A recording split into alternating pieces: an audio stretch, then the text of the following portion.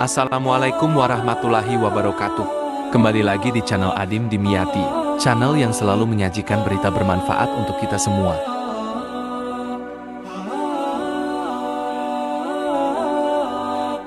Sahabat beriman, Baitullah adalah salah satu tempat yang disucikan oleh Allah di muka bumi ini. Banyak orang dari berbagai penjuru dunia ingin datang ke sana untuk menunaikan ibadah haji dan juga umroh.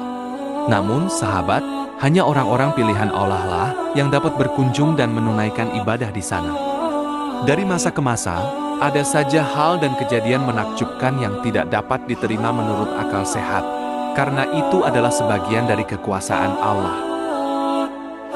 Nah, pada kesempatan kali ini, saya akan menceritakan salah satu pengalaman umroh spiritual yang dialami oleh seorang wanita yang berasal dari Kalimantan Barat, bernama Ibu Utin Martini. Istri dari Bapak Syahril, ibu dari 4 anak.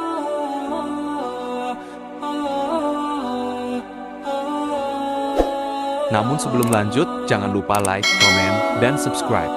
Dan tekan tombol lonceng untuk mendukung channel ini agar selalu bisa memberikan video-video yang bermanfaat untuk kita semua. 5, 4, 3, 2, 1.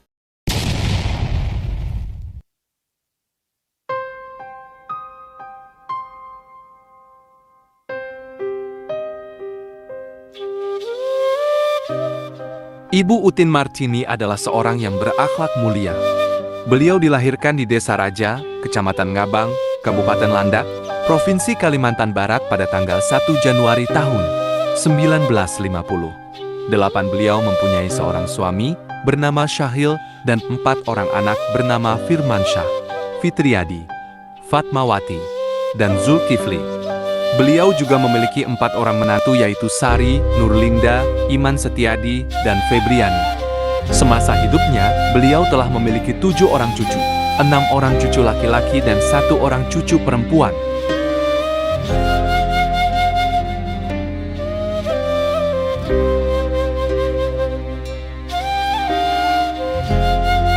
Semasa hidupnya, beliau banyak menghabiskan hari-harinya untuk mendekatkan diri kepada Allah dan berbuat baik kepada sanak saudara, kerabat, dan masyarakat, baik yang dekat maupun yang jauh. Beliau sangat suka memuliakan tamu. Setiap ada tamu yang datang, beliau sering mengajak tamu itu untuk makan bersama. Beliau sangat suka bersedekah, dan jika ada orang yang berhutang kepada beliau, beliau tidak tega untuk menagih hutang tersebut sehingga orang yang berhutang itu membayar dengan sendirinya. Jika orang itu tidak membayar, beliau selalu menganggapnya sebagai sedekah dan beliau tidak mempermasalahkan hal itu sama sekali. Perhatian beliau yang terbesar adalah bagaimana bisa membahagiakan suami dan anak-anak beliau. Setelah salat subuh, sebelum matahari terbit, beliau sudah berangkat ke pasar dengan berjalan kaki untuk membeli keperluan demi mempersiapkan bekal untuk suami yang akan berangkat kerja dan anak-anak beliau yang akan berangkat sekolah.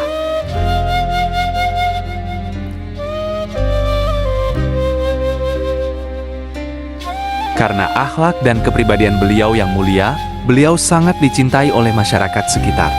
Tak heran ketika beliau telah tiada, banyak orang yang merasa kehilangan dan rindu akan sifat baik dan akhlak mulia yang beliau miliki semasa hidup. Namun sahabat, semasa hidupnya beliau mempunyai cita-cita yang amat mulia, yaitu bisa beribadah di rumah Allah, yaitu Masjidil Haram di Tanah Suci. Dan karena cita-cita beliau tersebut, beliau rela menyisihkan uang sedikit demi menabung agar bisa berangkat ke Tanah Suci. Hari demi hari, bulan demi bulan, tahun pun berganti. Akhirnya, dengan rahmat Allah, uang yang beliau kumpulkan selama ini telah mencukupi untuk keperluan beliau berangkat umroh di Tanah Suci.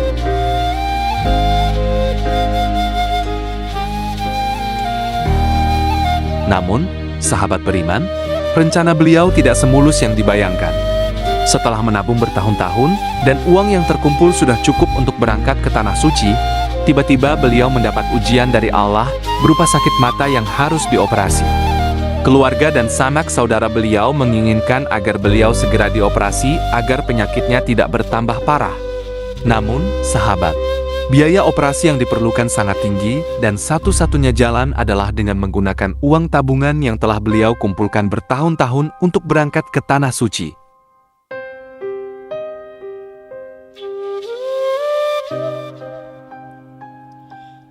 Pada awalnya beliau menolak untuk menggunakan uang tersebut, namun sanak kerabat dan saudara lebih mementingkan kesehatan dan keselamatan beliau.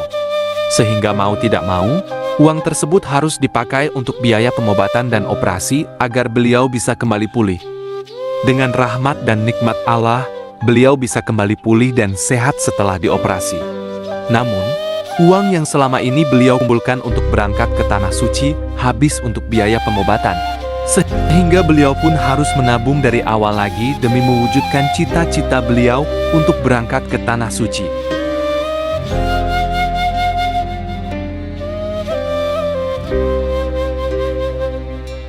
Semenjak kejadian itu, beliau tidak henti-hentinya menabung demi mewujudkan impian berangkat ke Tanah Suci. Hari demi hari, bulan dan tahun pun berganti, dan pada tahun 2017 akhirnya beliau berhasil mengumpulkan uang yang cukup untuk menunaikan ibadah umroh di Tanah Suci. Namun, sahabat, lagi-lagi ujian dari Allah datang kepada beliau. Ketika beliau sudah bersiap untuk mendaftarkan diri berangkat umroh, tiba-tiba beliau ditimpa penyakit yang menyebabkan beliau tidak bisa berjalan, sampai-sampai harus dilarikan ke rumah sakit. Di rumah sakit, beliau terbaring di ranjang sambil meratap dan bersedih karena terhalang untuk berangkat ke Tanah Suci.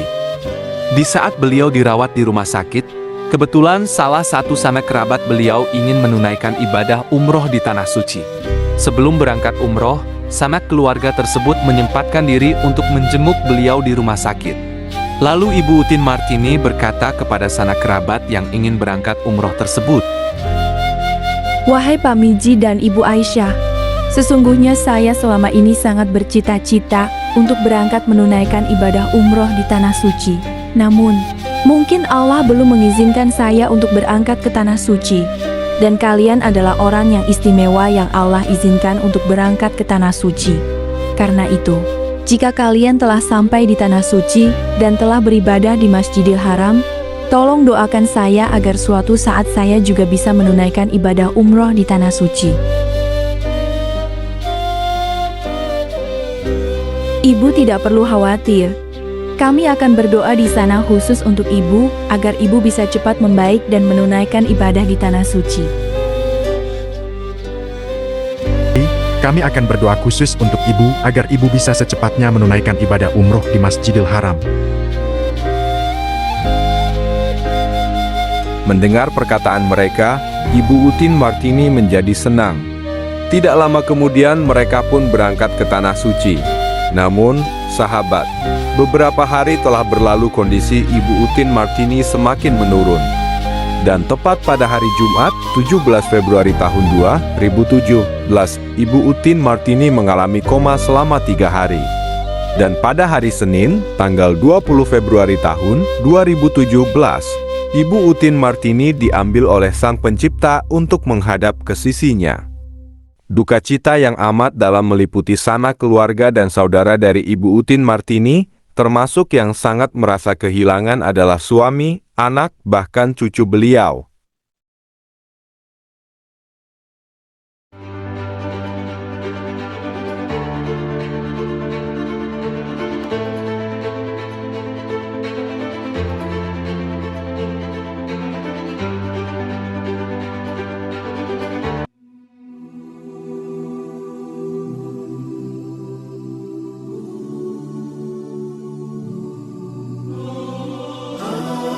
Namun, sahabat beriman, disinilah keajaiban terjadi. Di saat sekeluarga sedang berduka cita, salah satu dari keluarga beliau yang sering dipanggil dengan sebutan Ijah, yang tidak lain merupakan anak dari Pak Miji dan Ibu Aisyah, yang kemarin berangkat menunaikan ibadah umroh, tiba-tiba mendapatkan kabar mengejutkan dari kedua orang tuanya yang sedang berada di Tanah Suci.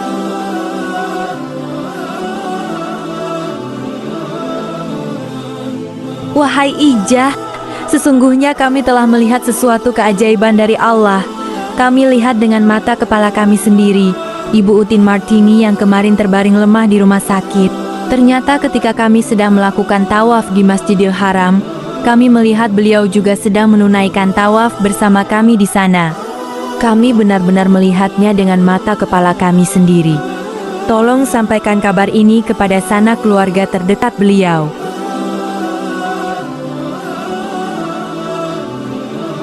Mendengar itu, Ijah pun segera menyampaikan kepada anak-anak dan sanak kerabat beliau tentang apa yang telah dilihat oleh orang tuanya di Masjidil Haram.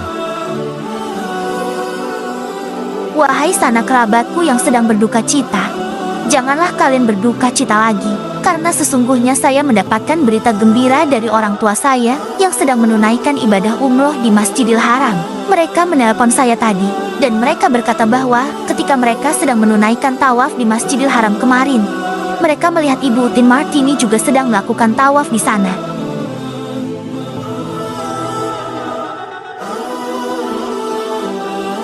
Benarkah apa yang kau katakan, wahai Ijah? Iya, benar, karena sesungguhnya orang tua saya benar-benar sungguh-sungguh mengatakan itu kepada saya.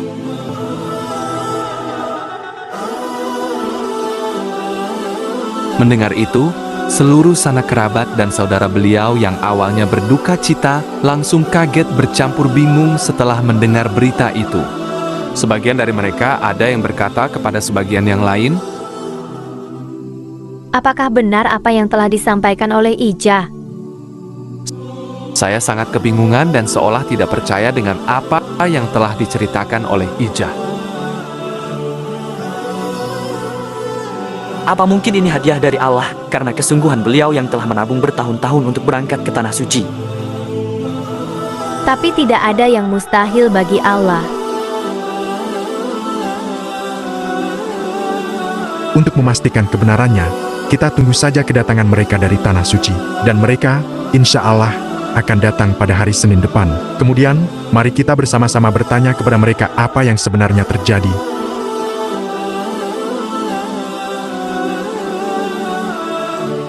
Setelah menunggu beberapa hari, akhirnya Pak Miji dan Ibu Aisyah datang kembali ke rumah setelah menunaikan ibadah umroh di Tanah Suci. Dan mereka pun langsung pergi bertakziah ke rumah almarhumah yang tidak jauh dari rumah mereka. Sesampainya mereka di rumah almarhumah, mereka langsung ditanya oleh sanak kerabat Ibu Utin Martini. Wahai Pak Miji dan wahai Ibu Aisyah, sesungguhnya kami telah mendengar berita dari anak kalian yang bernama Ijah, bahwa sesungguhnya kalian melihat ibu kami sedang menunaikan tawaf bersama kalian kemarin.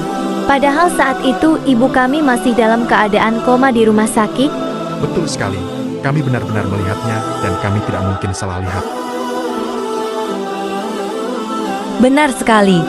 Kami tidak mungkin salah lihat karena kami benar-benar mengenal dekat beliau dan tahu betul bagaimana bentuk wajah beliau.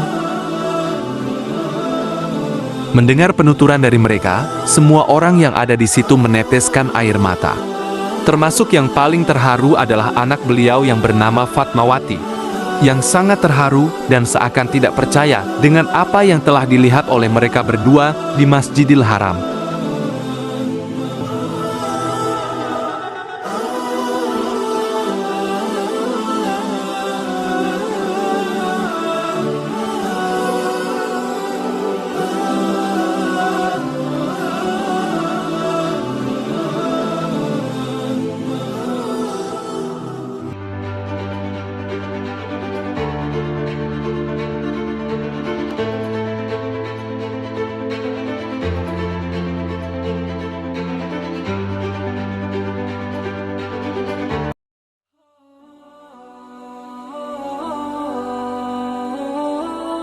Nah, sahabat beriman, dari kisah ini kita bisa mengambil pelajaran bahwa sesungguhnya Allah Subhanahu wa Ta'ala melihat seberapa usaha kita untuk mendekatkan diri kepadanya.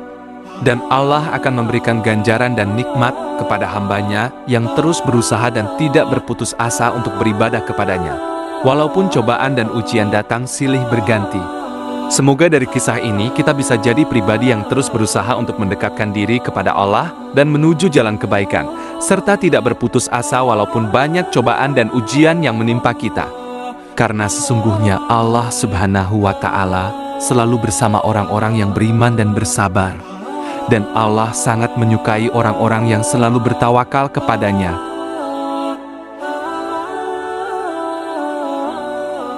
Terima kasih telah menyaksikan video ini, semoga bermanfaat. Jangan lupa like dan subscribe jika kalian suka dengan video ini. Wassalamualaikum warahmatullahi wabarakatuh.